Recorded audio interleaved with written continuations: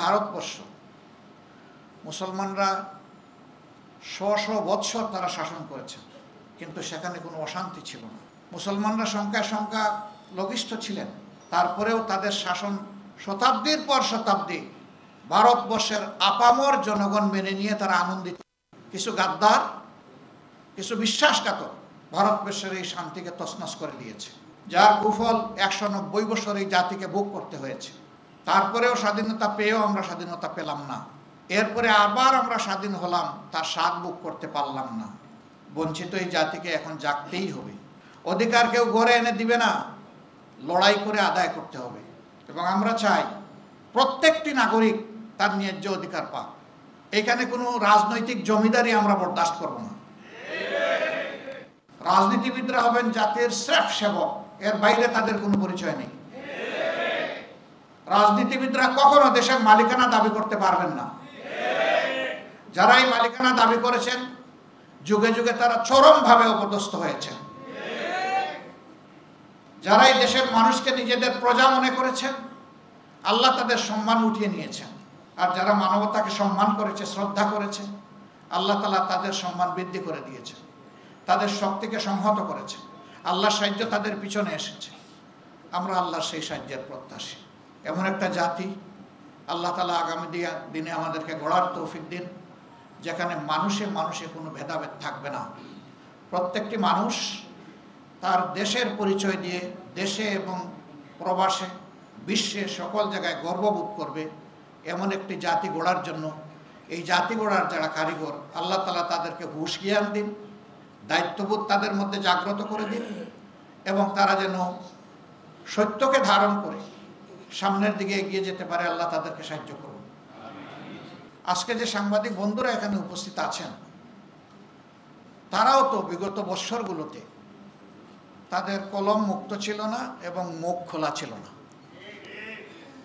তাদের কলমকে থামিয়ে দেওয়া হয়েছিল, নিয়ন্ত্রণ করা হয়েছিল কঠোরভাবে, আর মুখে ঝুলানো হয়েছিল অদেখা তালা।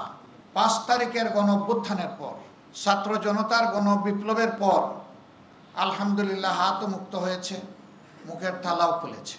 আমরা চাই সমাজের এই গুরুত্বপূর্ণ স্তম্ভ, এটা তাদের বিবেক অনুযায়ী তারা দায়িত্ব পালন করুক, সত্যকে সত্য হিসাবে তুলে ধরুক এবং নিঃসংকোচে তুলে ধরুক। সেটা যার পক্ষে হোক আর যার বিপক্ষে হোক। তাদের কলমও মুক্ত থাকুক, তাদের মুখটাও খোলা থাকুক। সাংবাদিকদেরকে বলা হয় জাতির বিবেক, মিডিয়াকে বলা হয় দর্পণ। আমরা ঠিক এক জায়গায় তাদেরকে দেখার ব্যাপারে প্রত্যাশী, আগ্রহী। আমাদের সংস্কৃতি ভুলিয়ে দেওয়ার অনেক অপচেষ্টা করা হয়েছে, কিন্তু একটা কথা মনে রাখতে হবে, যে দেশের মানুষের ঘুম ভাঙে আজান শুনে, সেই দেশের মানুষের অন্তর থেকে বিশ্বাস এবং বোধ ছিনিয়ে নেওয়া অত সহজ নয়। এই জায়গাটার মূল অনেক গভীরে। এটি ব্যাঙের ছাতা নয় যে আস্তে করে তুলে ফেলা যাবে। এটি 1000 বৎসরের বটবৃক্ষ। তার মূল অনেক গভীরে, টান দিলেই উপড়ে ফেলা যাবে না। এই 15.5 বৎসর বহু কসরত করা হয়েছে, বিভিন্ন সংস্কৃতি আমদানি করা হয়েছে, চাপিয়ে দেওয়ার চেষ্টা করা হয়েছে। আপনারা দেখেছেন এক রাতে সমস্ত চাপিয়ে দেওয়া সংস্কৃতি ধ্বংস হয়ে গিয়েছে। মানুষের দেহের উপর জোর চলে, চাবক চলে, মনের উপর জোর এবং চাবক অচল। মন মানুষের সবসময় তাজা থাকে।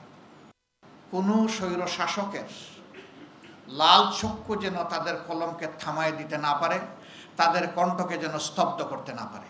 চিন্তার জগতে কোনো আপোষ নেই, সত্য কথা বলার জগতে কোনো আপোষ নেই, জাতিকে জাগিয়ে তোলার ব্যাপারে কোনো আপোষ নেই, সত্য প্রকাশে কাউকে পরোয়া করার কোনো প্রশ্ন নেই। এই জায়গা থেকে যদি বলিয়ান হয়ে আমরা সামনের দিকে আগাতে পারি, ইনশাআল্লাহ জাতি পথ হারাবে না। কিন্তু জাতির এই পাহারাদাররা, মনস্তাত্ত্বিক পাহারাদার যারা, তারা যদি তাদের দায়িত্ব সঠিকভাবে পালন না করেন, তাহলে এই জাতি বেশি দূর আগাতে পারবে না। স্কুল জীবনে 18টা কবিতা লিখে আমি আমার পণ্ডিত স্যারের কাছে জমা দিয়েছিলাম। তিনি 2 দিন পরে আমাকে ডেকে বললেন, তোমার কিচ্ছুই হয় নাই। আমি এরপরে আর কবিতা লেখার দুঃসাহস আমি আর দেখাইনি।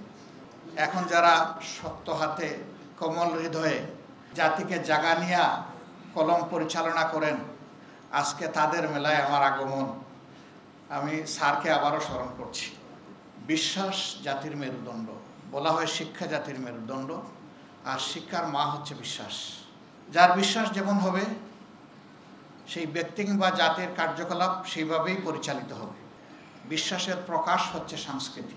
অতএব সংস্কৃতিকে বাদ দিয়ে বিশ্বাস নয়, বিশ্বাসকে বাদ দিয়ে সংস্কৃতিও নয়। যেই জাতি নিজস্ব কোনো বিশ্বাস নেই, সংস্কৃতি নেই, অন্যেরটা অনুসরণ করে চলে, এই জাতি সবসময় পিছনে পড়ে থাকে। কখনো অনুসরণকারী সামনে নেতৃত্ব দিতে পারে না। আর অন্যের সংস্কৃতিকে যারা অনুসরণ করে তারা কখনো আত্মমর্যাদাবোধ সম্পন্ন জাতি হতে পারে না। তারা হয় সংকীর্ণ এবং বিধ্বস্ত একটা জাতি। আমাদের ইতিহাস এমন নয়। আমাদের ইতিহাস খুবই সমৃদ্ধ। বিশ্বাসকে কেন্দ্র করেই আমাদের সংস্কৃতি, আর সংস্কৃতিকে কেন্দ্র করে আমাদের জীবনের সকল যাত্রা। আমরা মজলুম সংগঠন, বারবারই বলি, সবাই স্বীকার করে আমরা মজলুম সংগঠন। কিন্তু আমরা মজলুম হওয়ার জন্য আমরা মানসিকভাবে বিধ্বস্ত নই। আমরা বিধ্বস্ত হলে এই তরি উল্টা স্রোতে বয়ে নেওয়া আমাদের পক্ষে সম্ভব হতো না। এটা আমাদের কাজ নয়, এটা স্বয়ং আল্লাহ রাব্বুল আলামিন আমাদেরকে দিয়ে করিয়েছেন। এই জন্য আমাদের তামাম তাওয়াক্কুল আল্লাহ তাআলার উপর। আমরা প্রত্যাশা করি দেশের মানুষের ভালোবাসা। আল্লাহ তাআলা আমাদেরকে সাহায্য করুন। হাসবুনাল্লাহু নি'মাল ওয়াকিল, নি'মাল মাওলা ওয়া নি'মান নাসির। আসসালামু আলাইকুম ওয়া রাহমাতুল্লাহি ওয়া বারাকাতুহু।